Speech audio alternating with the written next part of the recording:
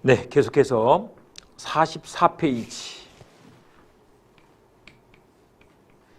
진이 아닌 의사표시, 비진이 표시 공부해 보도록 하겠습니다.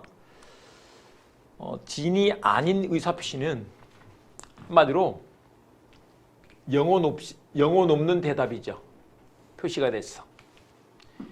비진이, 그래서 진이가 아니죠. 아니 비자를 써서 표시가 됐어. 비진이 표시. 제가 재밌는 사례를 하나 소개해놨죠. 거기 44페이지 보면 예컨대 1번에 의해서 두 번째 줄 예컨대 여친하고 고급 식당에 가서 이거를 좀 폼 좀 잡으려고 야 고급 요리를 주문을 했어. 근데 고급 요리 주문을 했지만 주문할 의사는 없이 한 거예요. 주문할 의사 없이 표시를 한 거죠. 즉 의사와 표시가 일치하지 않아. 근데 그것을 알고 한 거. 이것을 진이 아닌 비진이라고 한다. 비진이 표시 이렇게 된다는 거죠. 이랬을 때 어떻게 될까의 문제예요. 근데 어쨌거나 우리가 결론을 알지만 아니 그래서도 그날따라 그 집에 장사가 안 돼서 그 고급 요리 재료가 남아 있었던 거죠. 주문이 들어가 버렸어. 그럼 먹고 가야죠. 먹고 결제하고 가야죠. 유효다 이렇게 되는 것이다. 이런 사례 한번 생각해 보자고요. 이런 케이스도 있을 수 있어요. 임차인이 막 세가 밀려요. 세가 두 번 밀리면 주인이 내보낼 수도 있어요. 그런 걸 해지한다라고 한다. 해지한다라고 하는 것인데 이런 거죠. 세가 두 번 밀렸는데 내보낼 생각은 없어요. 근데 이걸 세게 말하지 않으면 안 줄 것 같으니까 당장 방 빼라고 했대요. 당장 방 빼. 이게 해지죠. 해지할 의사는 없었어. 근데 당장 방 빼. 해지를 해버렸다네. 그러면 그대로 효력이 생긴다는 거예요. 물론 이제 그 사람은 밀린 세를 내고 방 뺄 수 있는 권리가 생기는 거죠. 아이 잘 됐다 하면서 나갈 수 있다. 이런 경우도 있을 수 있어요. 회사에서 당신들 일괄사표 다 내. 지시를 했다는 거예요. 회사의 지시로 일괄 사직서를 낸 거예요. 근데 그 사직서를 내는 건요. 봐보세요. 직원 입장에서는 사직할 의사가 없었죠. 근데 위에서 시키니까 나만 안 내기는 힘들잖아요. 그래서 사직서를 낸 거죠. 그래서 의사표시를 했어. 근데 회사는 저 직원이 사직할 의사가 없이 냈다는 걸 다 알고 있었잖아요. 그런 경우에 그게 효력이 생기면 이상하죠. 그런 경우는 무효다라고 하는 것이 맞겠다. 그게 언제 그러냐? 상대방 회사가 알았거나 알 수 있었을 때 이때는 무효가 된다 이렇게 말한다. 상대방이 알았거나 알 수 있었을 때.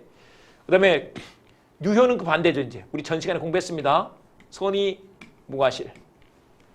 악의 또는 과실이 되는데 악의 반대는 선의, 과실 반대는 무과실. 상소무일 때는 유효가 된다. 이렇게 전개가 된다는 거죠. 그래서 우리 잠깐 그 내용들을 44페이지 조문으로 확인해 보고 가자고요. 조문으로 107조 조문을 봐보세요. 44페이지 페이지 44 107조 조문 보시면 2항까지 조문 한번 읽어보겠습니다. 시작. 자, 조문 봐보겠습니다. 의사표시는 표의자가 진이 아님을 알고 한 것이라도 그 효력이 있다 그랬죠. 표의자 그랬는데 이 표의자, 이 표현이 지금은 이제 의사표시자 이렇게 해요. 근데 우리 민법이 만들어질 때가 50년대, 말 60년대, 하여간 50년대에 만들어졌잖아요. 48년부터 58년까지 작업이 된 거예요. 그래서 이걸 표의자 이렇게 한 거죠. 표의자. 근데 지금은 의사표시자 이렇게 많이 쓰이는데 아직도 법이 이제 옛날 법이니까 표의자 이렇게 되어 있습니다. 표의자가 진이 아님을 알고 한 것이라도 알고 동그라미. 효력이 있다. 효력 동그라미. 효력이 있다. 있을 유자죠. 말을 바꾸면 유효 이렇게 되는 것입니다. 유효가 된다. 그러나 상대방이 상 동그라미, 표의자의 진이 아님을 알았거나 알 동그라미, 알 수 있었을 때 수 동그라미, 무효 동그라미. 그래서 무효가 될 때가 있는데 언제 그러냐? 상할 수일 때 그렇다는 것입니다. 상할 수일 때. 상대방이 알았거나 알 수 있었을 때. 반대로 읽으면 상대방이 선이 무과실이면 무효가 된다는 것입니다. 알이 악이다. 알았거나 또는 알 수 있었다는 것은 과실이 있는 것을 말한다. 악이 또는 과실. 악이 반대는 선이, 무과실. 과실 반대는 무과실. 그래서 이렇게 처리가 된다는 거죠. 그 다음에 2항에서 보시면 선의 제3자에게 대항하지 못한다. 이렇게 하고 있어요. 선의 제3자 동그라미, 대항세모. 그 무효 밑에다가 상대적 무효 이렇게 한번 써보겠습니다. 그 무효가 상대적 무효가 되는데 요거를 우리 사례로 한번 봐보자고요. 우리 시험은 이제 부동산 민법이다 보니까 부동산 사례를 내요. 봐보시면 갑은 그의 엑스토지를 그 내심의 의사와는 달리 을에게 기부, 증여를 하고 을 앞으로 이전 등기를 마쳤다. 이렇게 한번 보겠습니다. 갑이 의사 없이 표시만 했대. 즉 의사와 표시가 일치하지 않죠. 근데 달리 했으니까 이거 알고 한 거예요. 알고 했으니 이게 뭐가 되느냐? 비진이 표시가 되는 거죠. 근데 비진이 표시가 되면 어떻게 되느냐? 원칙이 유효라는 거죠. 원칙이 유효다. 그런데 무효가 될 때가 있어. 언제 그러냐? 상대방이 알았거나 알 수 있었을 때. 근데 반대로 상선무라면 유효다. 이렇게 되는 거죠. 봐보세요. 그래서 수증자 이 사람이 선이 무과실이야.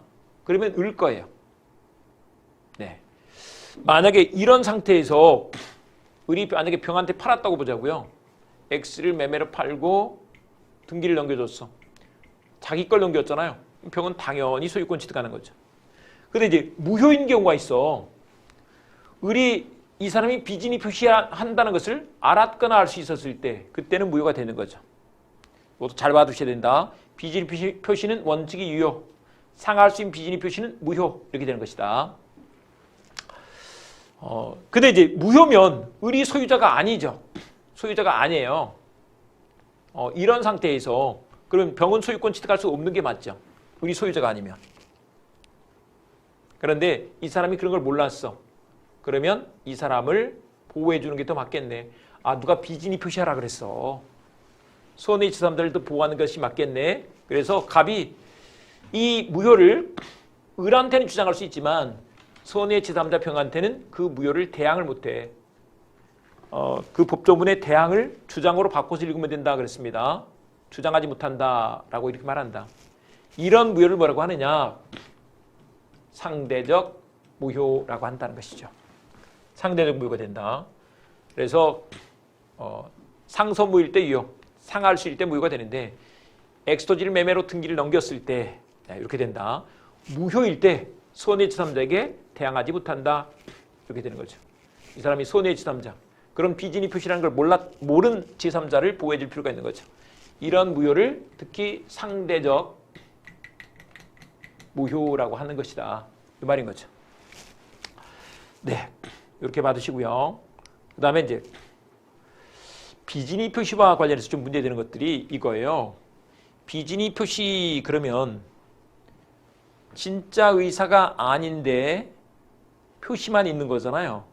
근데 이 진의가 진정으로 바라는 상을 뜻하는 것이 아니라는 거예요. 어쨌거나 특정한 내용의 의사표시를 하고자 하는 표의자의 생각이 있다면 진의가 있는 것이다. 진의가 진정이 아니야.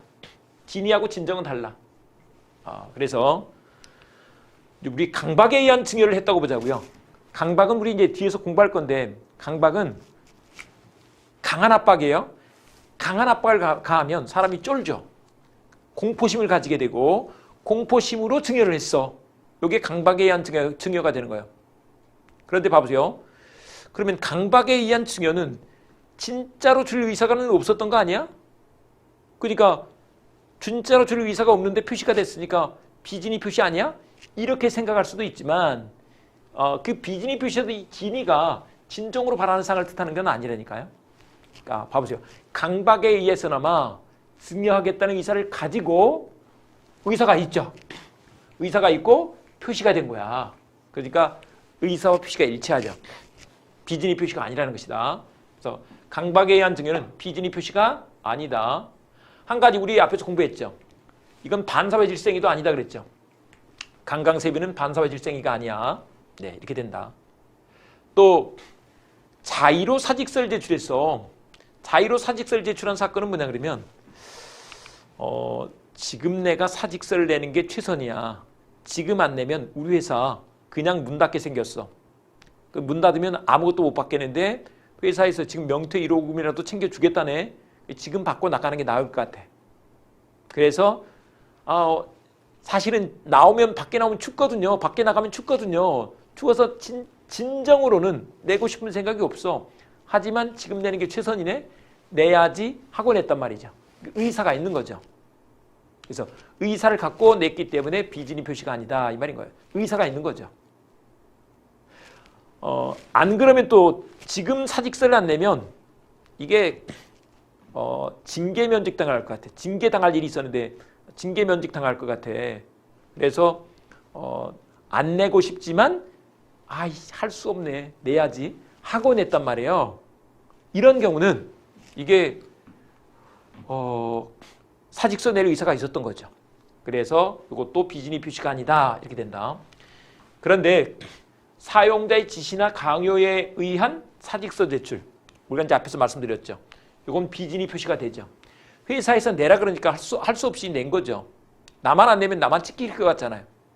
근데 나는 이미 찍혀 있었어. 사직서를 내 거는 반려 안 해줬어. 나와 내 일파들.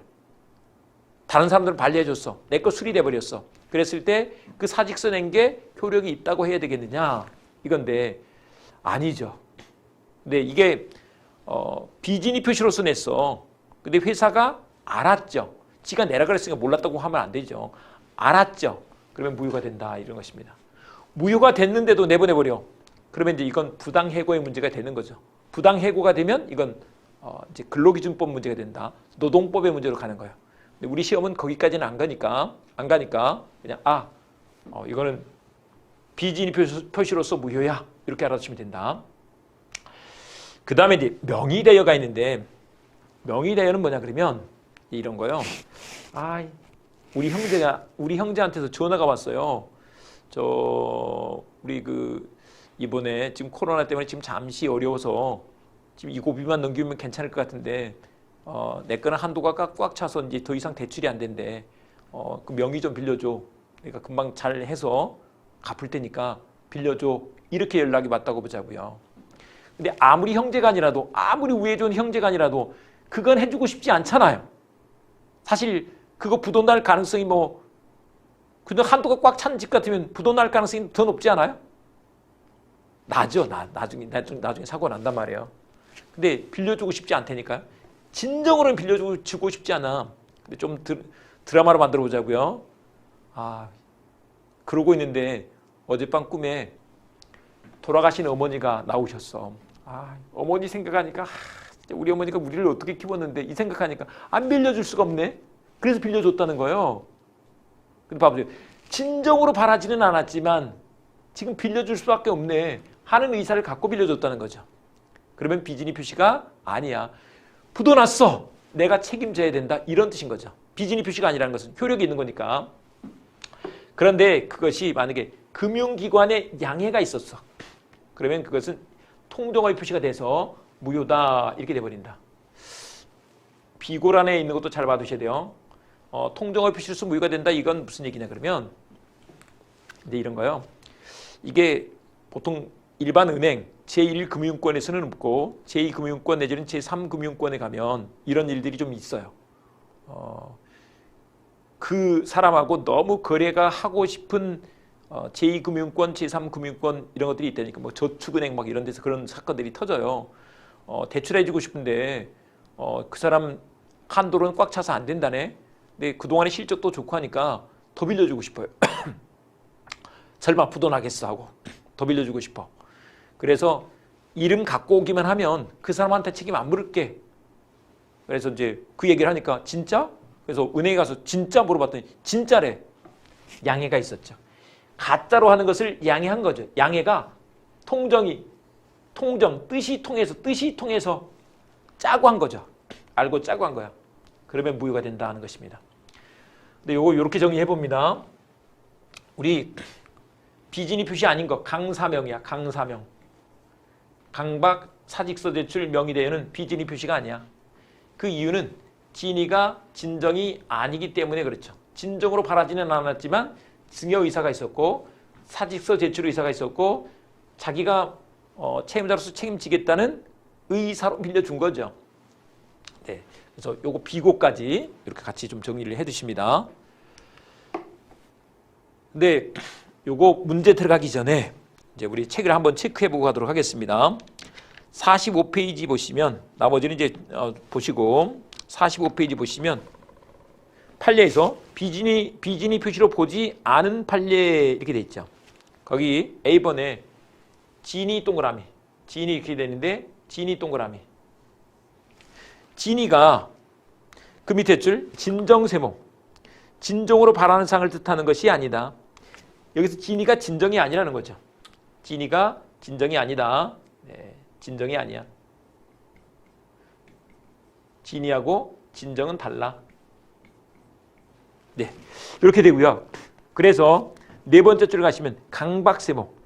강박에 의해서나마 증여를 하기로 하고 증여 의사를 표시를 했다면 증여 효과 의사가 없었던 것이 아니죠. 그래서 이럴 때는 강박의 문제가 될지언정 비진이 표시는 아니라는 것이다. 또 B번에 봐보세요. 세 번째 줄 사직원 제출 세모.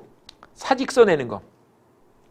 이런 것들 비진이 표시가 아니야. 징계면직 당할까 봐 사직서를 내는 것도 마찬가지예요. 그러나 B번 마지막에 가시면 밑에 세 번째 줄 회사의 강요 동그라미. 회사의 강요로 그 밑에 사직서를 낸 것이라면 진이 아닌 의사표시이고 진이 아닌 의사표시 동그라미. 간단히 말하면 비진이 표시죠. 그리고 그러한 정을 회사도 알고 있었다. 그러므로 무효 동그라미. 무효가 된다. 이런 얘기다. C번 사례는 이게 지금 명의대여 사례인데 쭉 넘어가서 보면 46페이지 명의를 빌려준 자, 명의를 빌려준 세모. 이게 명의대여죠. 말 바꾸면 명의대여는 이게 비진이 표시가 아니다라고 한다. 비진이 표시는 아니야. 비진이 표시로서 무효가 아니야. 이렇게 된다. 네, 이렇게 하시고요. 그 다음에 5번에 적용 범위가 나와 있는데 적용 범위에서 밑에서부터 읽으면 공신이죠. 공신에는 비진이 표시가 적용되지 않아. 공신은 비진이 표시가 적용되지 않아. 일단 2번에 신분행위부터 보실 건데 신분행위는 혼인, 입양 같은 것을 말해요. 혼인을 통해서 신분관계가 만들어지죠. 입양을 통해서 신분관계가 만들어지잖아요. 그래서 신분행위다 이렇게 말을 하는데 우리 만약에 봐보세요. 혼인, 예를 들면 이건 이제 이해하기 위해서 설명드립니다. 막 스토커가 쫓아다녀요. 근데 나는 진짜 그럴 뜻은 없어. 근데 지금 이 단계를 모면하기 위해서 알았어. 내가 어쩌고 저쩌고 하면 결혼할게 라고 했다고 보자고요. 그래서 잠시 모면을 했죠. 나중에 그 사람이 와서 네가 어쩌고 저쩌고 해서 결혼한다 그랬잖아. 그게 만약에 효력이 있다 그런다면 이게 말이 되느냐고요. 그럼 눈물을 머금고 결혼을 해야 되나? 말도 안 되죠. 그래서 이건 무효다는 것이다. 그래서 여기는 두 번째 줄에 무효 동그라미. 비진이 표시는 무효가 된다는 것이다. 그 다음에 이제 3번에 공법행위, 공했다 세모하고요. 그래서 공신이 되죠. 공신은 세 번째 줄 무효를 주장할 수 없다. 무효 세모. 무효가 아니다. 이렇게 되는데 뭐냐면 그 밑에 나온 사례가 이거예요. 옛날에 여러분들이 아시는 뭐 전두환 12.12 이후에 그 군사 정권이 들어서서 공직자 숙정 계획의 일환으로 공무원들한테 다 일괄 사표를 받은 거예요. 다 내. 그랬더니 그 시대는 안 내면 맞아 죽죠. 그래서 사직서를 냈다니까요. 공무원이 사직서를 냈어. 근데 봐보세요. 이게 일반 회사 같으면 나는 낼 뜻이 없는데 내라 그래서 냈으니까 비진이 표시고 회사가 알았으니 무효다. 이렇게 할 수 있을 거 아니에요. 그런데 야 그거는 부동산 거래에서나 문제되는 거지. 우리 중개사를 기준으로 보자고요. 그건 부동산 거래에서나 문제되는 거지. 야, 관공서에서 무슨 그런 거야. 107조 얘기하지 마. 이렇게 한 거라니까요. 그래서 그냥 효력이 있어. 그래서 그 사직서 처리된 것은 끝나버린 거죠. 물론 이제 다른 것들로 구제받을 수는 있지만 사직서 낸 것과 관련해서는 이렇게 처리해버린다. 이런 얘기입니다. 네, 이렇게 드시고요. 그 다음에 우리 문제를 잠깐 봐보도록 하겠습니다. 진이 아닌 이사피에 관한 설명으로 틀린 것은 1번 보시면 진이란 특정한 내용의 이사피를 하고자 하는 표의자의 생각을 말하는 것이지 표의자가 진정으로 마음속에서 바라는 상을 뜻하는 것은 아니다. 진이가 진정이 아니다 그랬죠. 이걸 말하고요. 2번 상대방이 표의자의 진이 아님을 알았을 경우 표의자는 진이 아닌 이사피를 취소할 수 있다. 상알이 되면 상할 수면 뭐라 그랬어요? 무효 그랬죠. 무효가 되지. 취소할 수 있다 그러면 틀렸죠. 취소할 수 있다 틀렸다. 2번이 정답이죠. 자, 다시 진이 아닌 이사피는 유효다. 그런데 예외적으로 무효가 될 때가 있어. 언제? 상알수일 때. 상대방이 알았거나 알 수 있었을 때. 근데 상선무면 유효다 이렇게 되는 것이다. 네, 됐죠. 그래서 2번 정답이고요. 그 다음에 이제 3번 보시면 대리행위에 있어서 진이 아닌 이사피인지 여부는 대리인을 표준으로 결정한다. 대리인 표준이다. 이런 것인데 우리 이제 이거요. 그게 이제 우리 뒤에 가시면 대리행위에 있어서 하자가 있을 때 그 하자를 누구를 표준으로 판단할 것이냐에 관한 문제예요. 대리인 표준이다라는 것입니다. 그래서 3번 맞다. 맞고요. 그 다음에 4번에 진이 아닌 의사피의 효력이 없는 경우 법률행위 당사자는 진이 아닌 의사피를 기초로 새로운 이해관계를 맺은 손해 제3자에게 대항하지 못한다. 손해 제3자에게 대항하지 못한다. 그래서 이게 상대적 무효니까 이렇게 되죠. 그 다음에 5번 진이 아닌 이사피는 상대방과 통정이 없다는 점에서 통정의 표시와 구별된다라고 이렇게 하죠. 통정의 표시와 구별된다.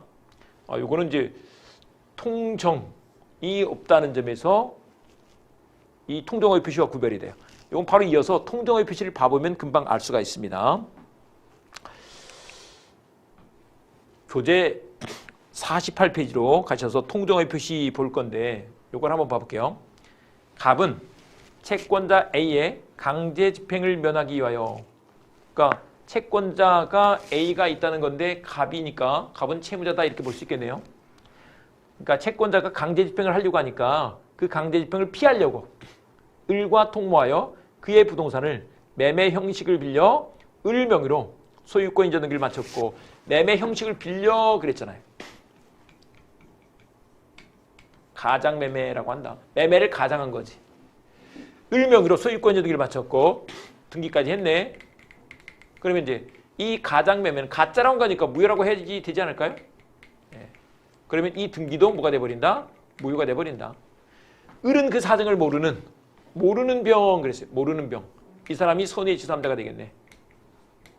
손해지삼자한테는 등기까지 넘겨져 버렸어. 그래서 갑이 을하고 이렇게 한 뒤에 을이 병한테 진짜 매매로 넘겨줘 버렸네. 그러면 이제 일단 이거 봐보세요. 을이 어쨌거나 무효니까 이 등기가 무효니까 소유자가 아니네. 병은 소유권 취득 못하겠죠. 이게 기본 원칙인데 이 사람이 그런 걸 몰랐다네. 손해지삼자는 보호해준다 그랬죠. 네. 손해지삼자를 보호해주니까 이 무효를 갑이 을한테는 주장할 수 있지만 병한테는 그 주장을 못한다고요. 이걸 대항하지 못한다라고 한다. 이렇게 하는 거죠. 그래서 이런 무효를 상대적 무효라고 한다고 다시 훈련을 했습니다. 상대적 무효 이렇게 된다. 이거를 이렇게 한번 봐볼게요. 사례로 보자면 채권자 A가 채무자 갑한테 강제 집행을 하려고 했더니 강제 집행을 한 건 아니에요.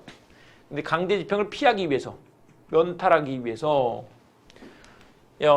매매를 가장해서 을한테 등기를 넘겨준 거죠. 근데 봐보세요. 이 채무자 갑은 진짜로 소유권을 넘길 의사가 있었던 건 아니죠. 그리고 근데 어쨌거나 계약서를 만들었으니까 표시는 있는 거 아니에요. 근데 그걸 갑이 알고 한 거예요. 그 다음에 봐보세요. 을도 마찬가지로 진짜 소유권을 넘겨받을 의사가 있었던 건 아니죠. 그런데 계약서를 같이 만들었으니까 표시는 된 거네. 즉 의사와 표시가 일치하지 않은 거라고. 알고 한 거죠.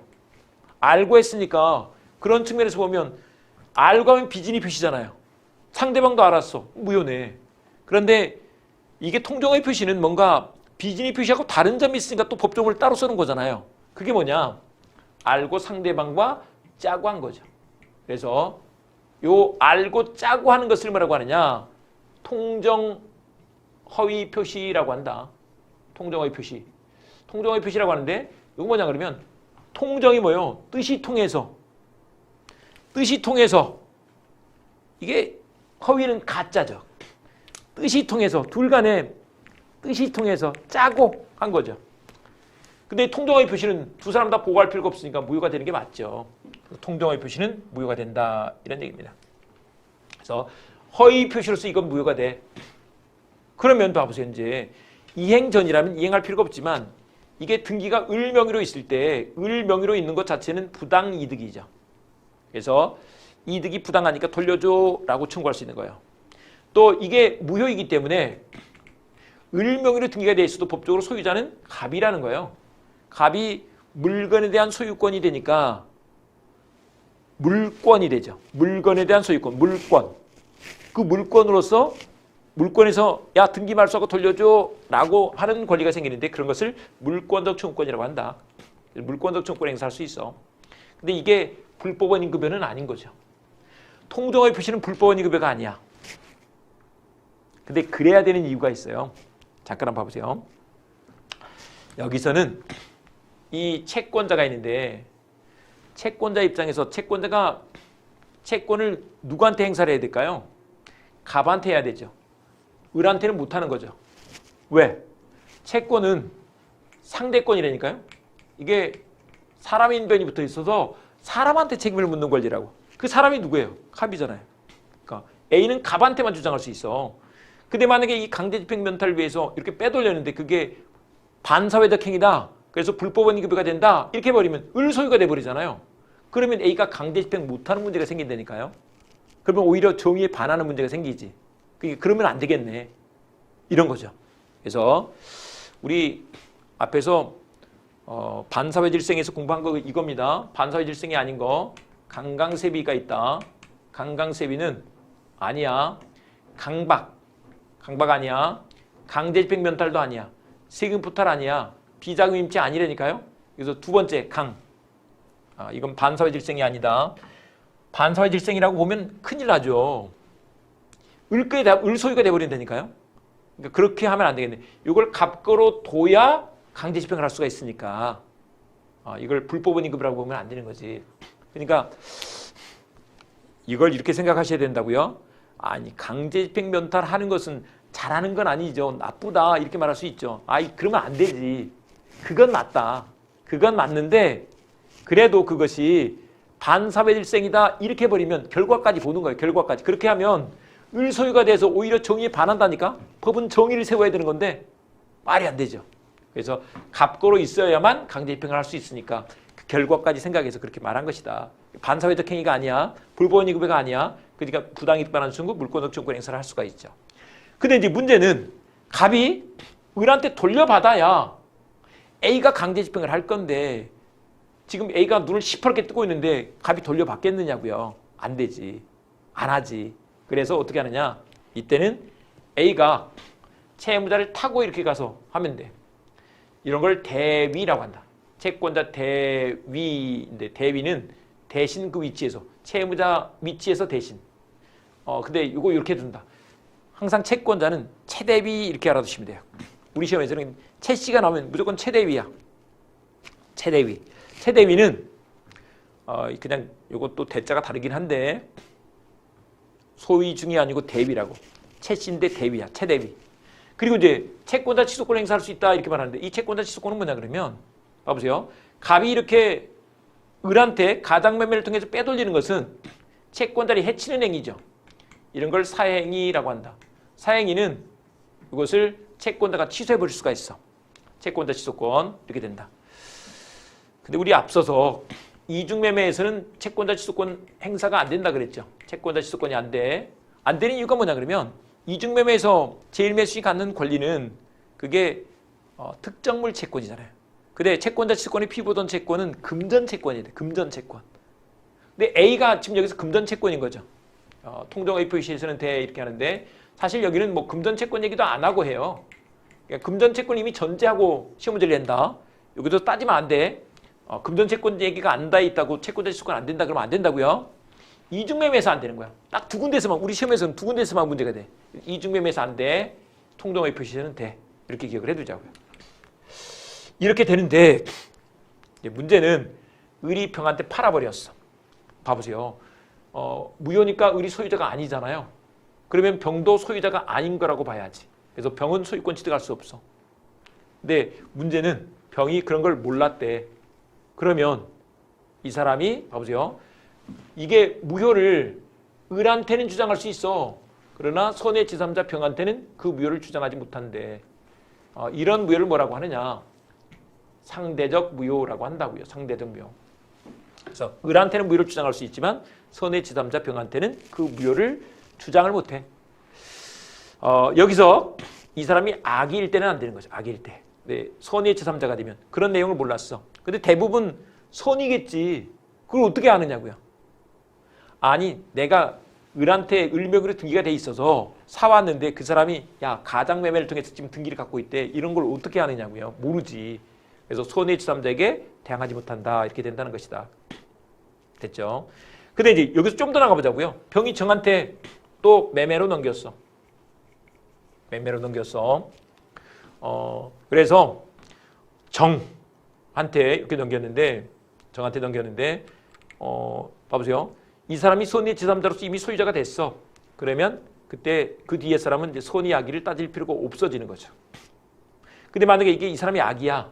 그러면 정의 소유권 취득 못하겠죠. 정 입장에서 못해. 그런데 이 사람이 또 선의가 됐어.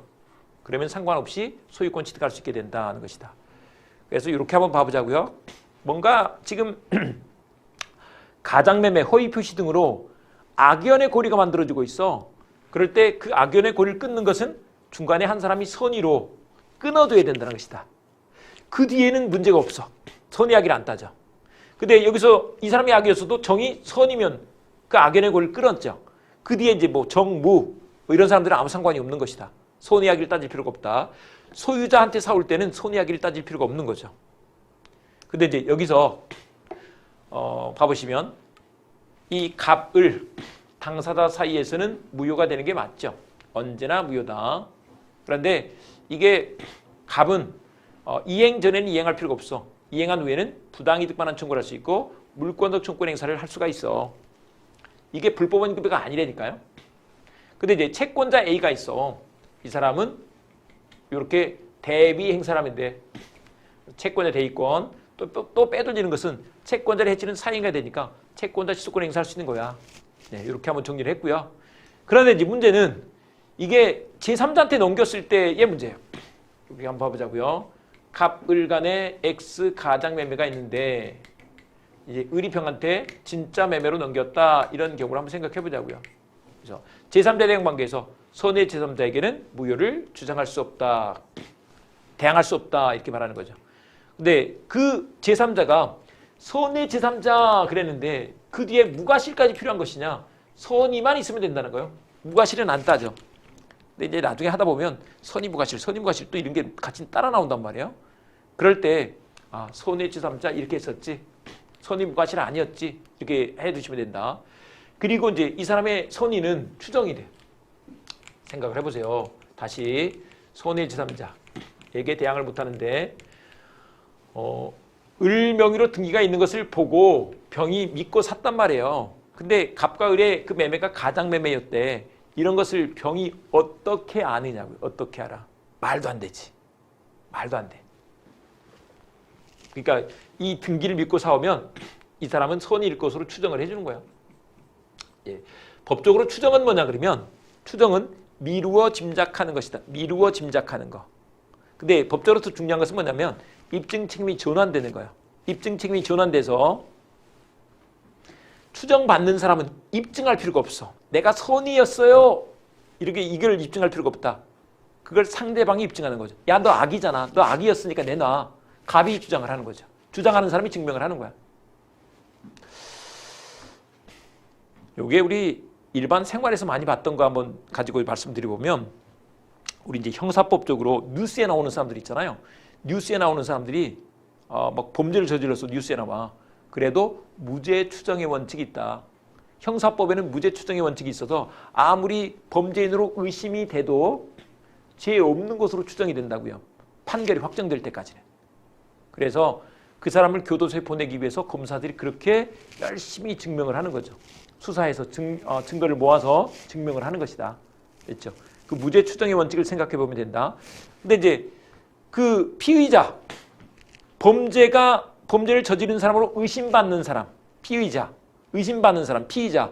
그 사람이 알리바이가 확실히 있으면 빠져나갈 수 있죠. 근데 알리바이가 없어도 내가 왜 입증을 해야 되느냐고. 내 죄 없다는 걸 왜 내가 입증을 해야 되느냐고. 교도소 보낼 사람이 입증을 해야 된다 이런 뜻인 거예요. 무죄 추정이 되기 때문에. 여기서도 마찬가지예요. 이 사람 선의로 추정이 되잖아요. 그러니까 야, 나 선의야. 입증할 필요가 없다고. 주장하는 사람. 무효를 주장하는 자가 그것을 입증한다. 여기서 무효는 이제 갑이 주장을 하겠죠. 그래서 이렇게 된다. 그런데 이제 제3자 개념을 한번 생각을 해볼 건데 이런 거예요. 갑과 을 사이에 엑소지 가장매매와 등기가 있었는데 가장매도인, 가장매수인 이렇게 할 수 있습니다. 그때 이제 병을 제3자라고 이렇게 하는 거죠. 근데 원래 제3자 개념이 뭐냐 그러면 봐보세요. 갑과 을이 둘이 싸우고 있다고 생각을 해보세요. 갑과 을이 싸우고 있어. 그런데 누가 다른 사람이 막 끼어들어. 그랬을 때 하는 말이 뭐가 있어요? 제3자는 빠져 이거잖아요. 그러니까 우리 당사자끼리 해결할게. 또 갑, 을이 당사자예요. 당사자. 이외의자를 제3자라고 한다. 그런데 만약에 병이 을의 아들이래. 그러면 그 집 식구인데 그 집 식구가 제3자는 빠져 말이 되느냐고요. 말이 안 되지. 한 편이잖아요. 근데 이제 을이 돌아가셨어. 그러면 이제 그 아들이 포괄 승계인이 되죠. 포괄 승계인이 누구냐? 상속인이에요. 이런 사람. 이 사람은 당사자처럼 취급을 하는 거죠. 당사자 및 포괄 승계인 이외의자를 제3자라고 한다. 이게 기본적으로 이래요. 그런데 제3자 그러면 그러니까 병만 제3자가 아니고요. 세상에 있는 갑을 아닌 나머지 사람은 다 제3자죠. 공부하고 있는 여러분이나 저나 다 제3자예요. 근데 여기서 이제 병으로 한정을 시키려고 해요. 이게 뭐냐?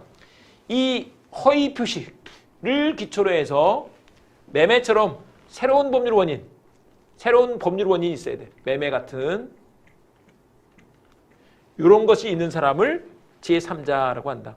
그래서 이해관계를 가진 사람, 새로운 법률 원인에서 이해관계를 맺은 사람을 제3자라고 하는 것이다. 요게 이제 나중에 가실 때 이렇게 하시면 돼요. 일단 제3자는 당사자 아닌 사람이 제3자다. 근데 이때는 좀 이렇게 병으로 한정하려고 하는데 이때는 이렇게 하시면 된다. 요 가짜에 기초해서 진짜 뭘 한 사람이야. 그 사람을 제3자라고 한다. 그 제3자가 나왔는데 이렇게 하시면 된다. 가짜, 진짜, 제3자 이렇게 외우시면 된다. 훈련을 이렇게 하시면 외우는 게 아니고 훈련을 이렇게 하시면 된다고. 그래서 이제 봐보시면 이런 문제가 있는데요. 가장매매의 매수인으로부터 다시 매수한 자 이거 한번 봐볼게요. 가짜, 진짜, 제3자죠. 맞죠? 가짜 우리 봐보세요. 예를 들면 갑이 을한테 매매로 가장매매로 등기를 넘겨놨더니 지가 돈 필요하니까 은행에다가 대출을 받으면서 거기다 저당권 설정해줬대. 이 가짜에 기초해서 진짜 저당권을 취득한 사람, 은행, 제3자가 되는 거죠.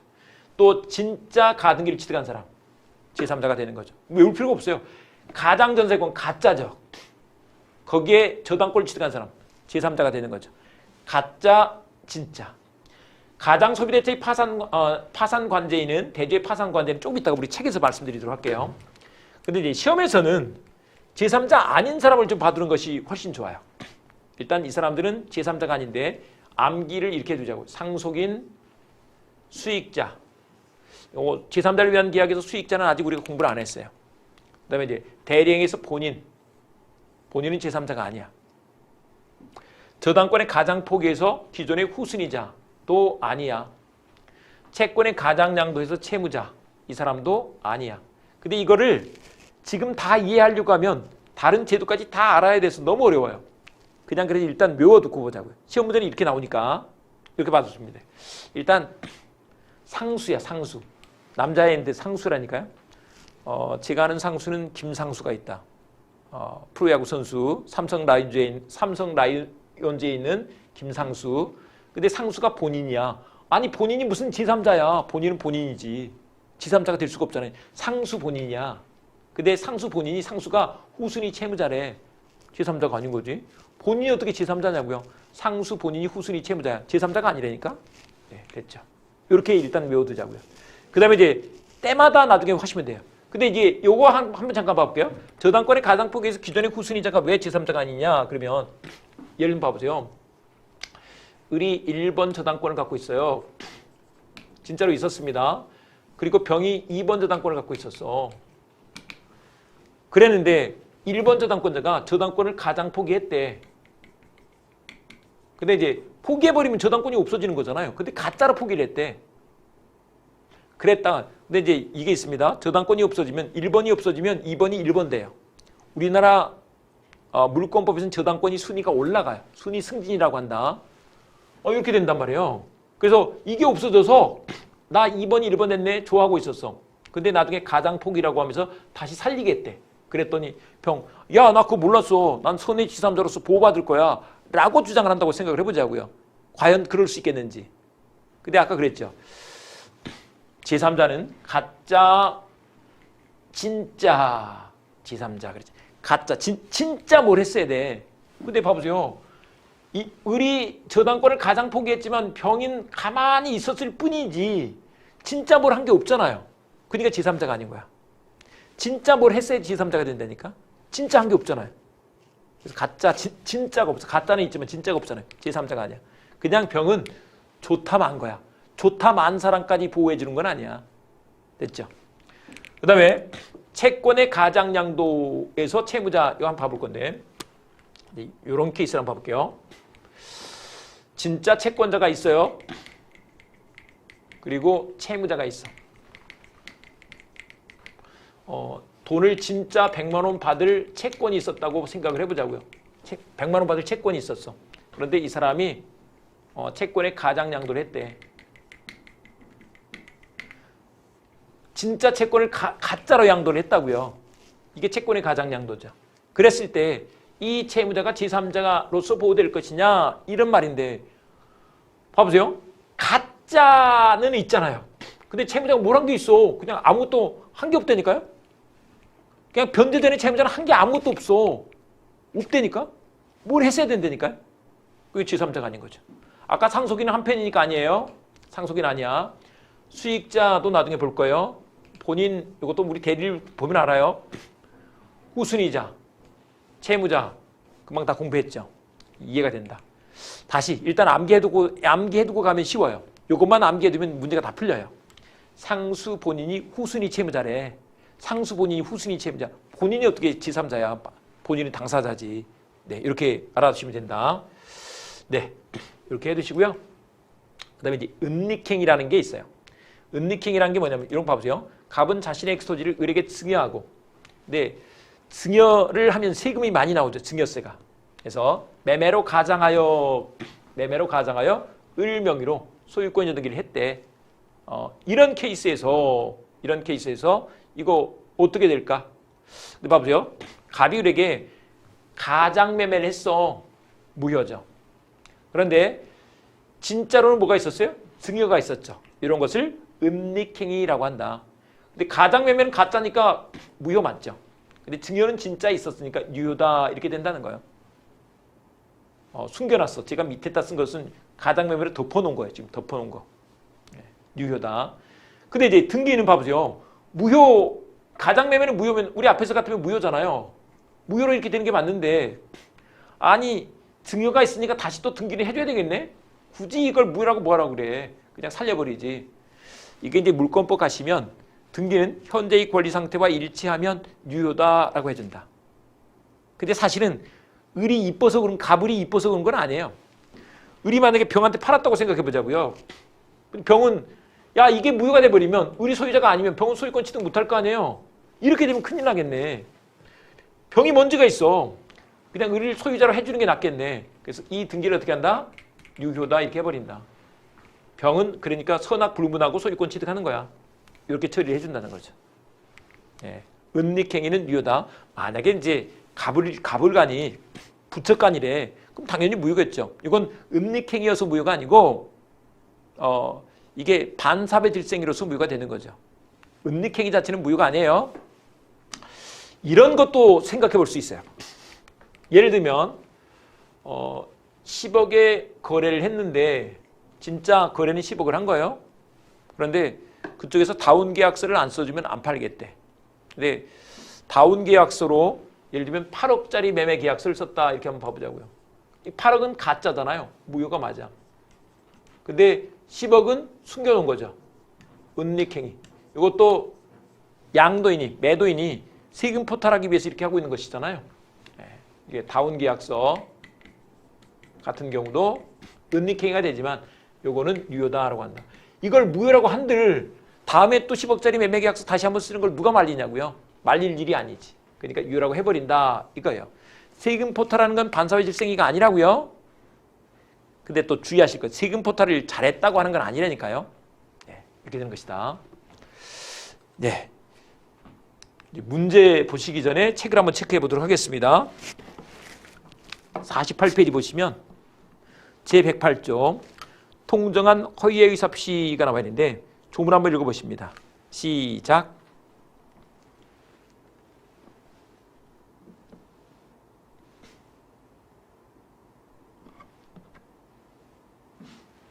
여기서 1항 보시면 상대방과 통정 동그라미. 통정한 허위의 의사표시는 가짜 의사표시는 무효 동그라미. 무효가 되더라도 그것을 병한테 팔았을 때 선의 제3자 동그라미 대항 세모. 선의 제3자에게 대항하지는 못한다. 이렇게 말한다. 선의 제3자에게 대항하지 못해. 그래서 그런 무효를 상대적 무효다. 이렇게 한다는 거죠. 의의 그 예가 소개가 되어 있습니다. 그런데 그 통정 동그라미 친 데에 거기다가 알고 짜고 이렇게 써놔보자고요. 알고 짜고 하는 거야. 이게 통정이죠. 뜻이 통해서. 뜻이 가짜로 하기로 뜻이 통해서 이런 뜻인 거죠. 그 다음에 2번에 4번 보시면 2번 요건에서 상대방과 통정이 있어야 한다. 통정 동그라미. 그 밑에 합의 동그라미, 양해 동그라미. 비진위 표시와 구별 동그라미. 이게 이런 점에서 비진위 표시와 구별된다. 우리가 이제 앞에서 비진위 표시와 구별 문제로서 봤죠. 그 다음에 그 판례 A가 뭐냐면 우리 비진위 표시에서 본 건데 명의대여를 한 거예요.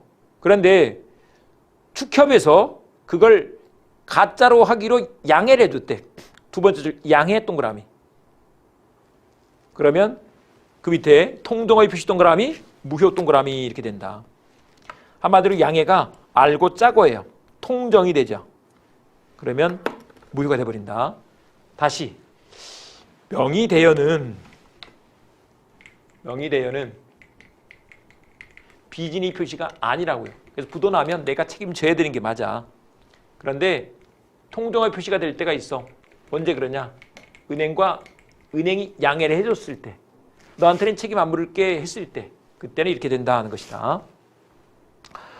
그 다음에 이제 49페이지 보시면 당사자 간의 효과가 나와 있는데 무효 동그라미. 그런데 무효가 되면 이행한 후에 두 번째 줄 부당이득 동그라미, 소유권에 기한 반환 청구권 동그라미. 그걸 줄이면 소유권에 기한 반환 청구권을 물권적 청구권이라고 할 수 있어요. 이제 우리는 줄여서 물청 이렇게 써보자고요. 물청을 행사할 수 있어. 그런데 2번 반사회질서 행위 세모, 불법원인급여 세모. 불법원인급여가 아니야. 그걸 불법원인급여다 이렇게 해버리면 난리 나죠. 그러면 오히려 정의에 반한다니까요. 근데 이제 문제는 채무자가 받아야 강제 집행을 할 텐데 안 움직여. 그랬을 때 2번 제목만 동그라미 칩니다. 채권자 취소권 동그라미, 채권자 대위권 동그라미. 취소해버릴 수가 있어. 그리고 대위할 수 있어. 채권자 취소권을 행사할 수도 있고 채권자 대위권 행사해서 돌려받을 수도 있다라고 한다. 그 다음에 이제 50페이지로 넘어가시면 제3자에 대한 효과가 나와 있는데 이 제3자에 대한 효과에서 1번 선의 제3자 동그라미 주장 세모. 선의 제3자한테는 그 무효를 주장할 수 없다. 그래서 선의 제3자가 바로 그냥 소유자가 돼버리는 거죠. 그 밑에 얘들이 그런 것들이고요. 그런데 이제 맨 밑에 가면 제3자가 뭐냐 하는 것들을 써놨는데 기억번은 뭐 그냥 하자면 가짜 진짜 제3자 요 말인데 이걸 봐보겠습니다. 오른쪽에 가시면 니은번 승계인이 악이어도 전득자가 선의 동그라미 보호 동그라미. 제가 아까 보신 것처럼 병이 악이라도 정이 선이야. 그러면 보호가 된다 이런 얘기죠. 선이라면 보호가 된다. 앞에 문제가 있어도 어쨌거나 중간에 한 사람이 선의로 끊어주면 그때부터는 문제가 없어 이 말이다. 그 다음에 2번에 보시면 동그라미 2번 선의 여부의 판단 시기와 무과실 여부가 나와 있는데 무과실 세모. 선이면 됐지 무과실까지 요구하지는 않는다는 것이고 그 다음에 3번 선의 추정 동그라미. 제3자의 선의는 추정돼. 어떻게 하느냐고요? 모르지. 몰라. 그래서 첫 번째 줄 제3자가 악이라는 사실. 악이 동그라미. 무효를 주장하는 자 동그라미. 우리 사례 같으면 이제 갑이 그걸 주장 증명을 하는 거죠. 야, 너 악이니까 내놔. 이렇게 할 수 있다 이 말인 것입니다. 그런데 이제 4번 보시면 전득자가 악인 경우 일단 손해 제3자 동그라미 전득한 자는 악이일지라도 악이 동그라미 보호 동그라미. 이미 앞에서 손해 제3자 병이 손해 제3자가 돼버렸어. 그러면 그 뒤에 사람은 손이 악의를 따질 필요가 없는 거죠. 이미 손해 제3자로서 권리가 생겼으니까 그 말인 것이다. 그런데 이제 3번 손해 제3자의 무효주장 손해 제3자 동그라미 무효주장 동그라미. 그거는 그냥 이렇게 한번 봐두시면 좋겠는데 갑과 을 간에 가장 매매가 있었어요. 근데 을이 병한테 진짜 매매로 넘겼네. 그런데 이게 무효인데 그 무효를 갑이 을한테는 주장할 수 있지만 손해 제3자한테는 주장을 못한대. 그래서 갑이 병한테 이 사람이 손해 제3자가 되면 대항을 못해요. 그런데 이쪽에서 너 가져 이렇게 해버릴 수 있다는 거죠. 그냥 돌려줄게 라고 하는 것은 말리지 않아. 이런 뜻입니다. 그 다음에 이제 51페이지에 보시면 제3자에 속하는 자들이 나와 있는데 가당매매 매수인으로부터 다시 매수한 자, 가등기를 취득한 자, 저당권을 설정받은 자 이것들 다 외울 필요 없어요. 그냥 그렇게 하시면 돼요. 가짜, 진짜, 제3자 이렇게 하시면 된다. 전부 다 가짜, 진짜예요. 네, 이렇게 해두시고요. 그 다음에 이제 넘어가셔서 보시면 제3자에 속하지 않는 자가 있죠. 요거를 외워보겠습니다.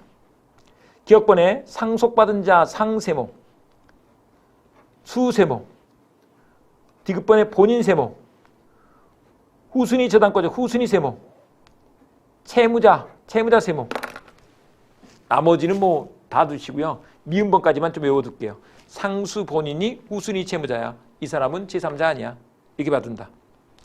근데 제3자에 관한 판례들 봐볼게요. 이거 외울 필요가 없어요. 일단 가장 전세권부 채권 그러면 가짜 맞죠. 근데 진짜가 합류했어. 이 사람은 제3자 맞는 거죠.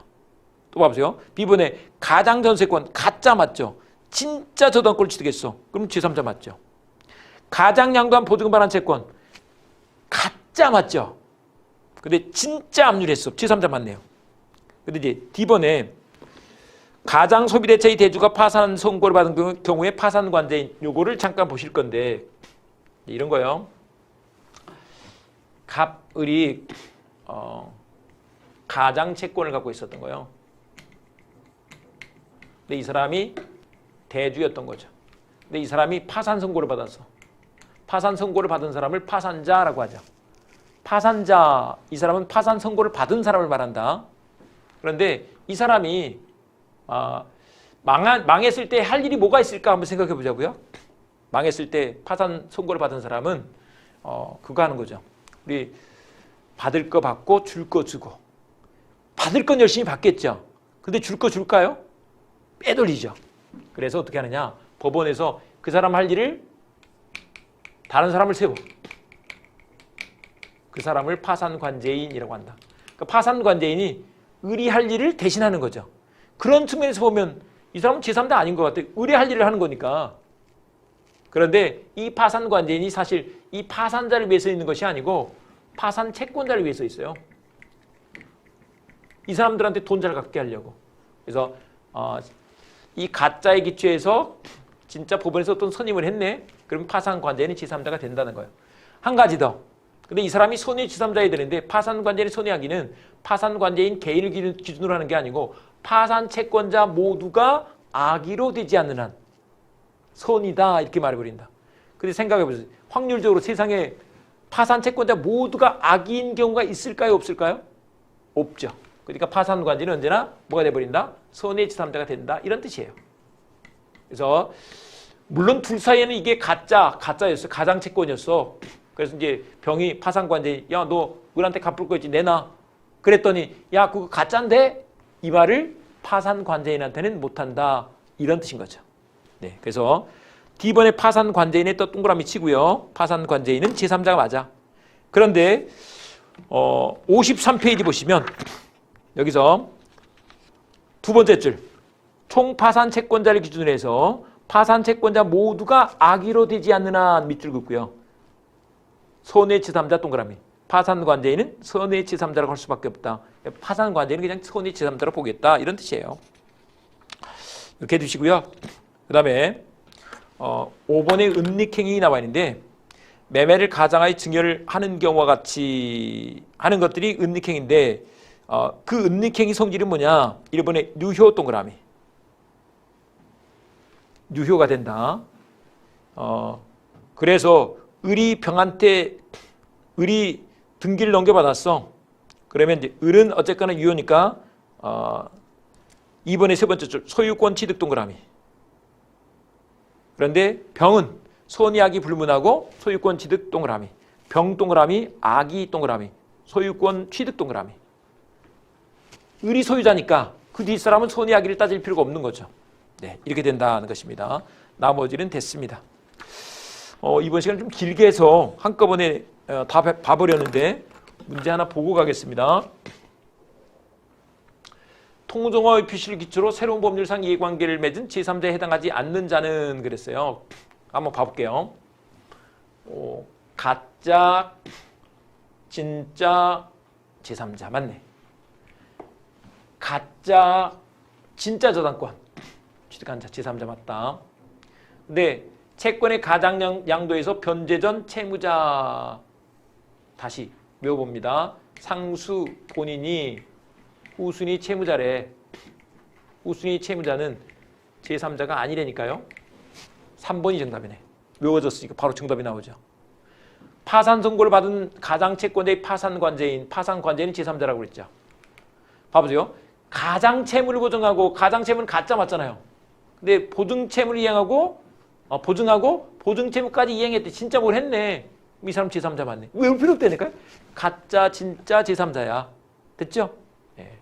아닌 사람을 외워두는 게 훨씬 낫다. 상수 본이 후순위 채무자야. 이 사람은 제3자 아니야. 네, 이렇게 해두시고 가시면 될 것 같습니다. 여기까지 했고요. 다음 시간에는 착오로 인한 의사표시 가셔서 공부해 보도록 하겠습니다.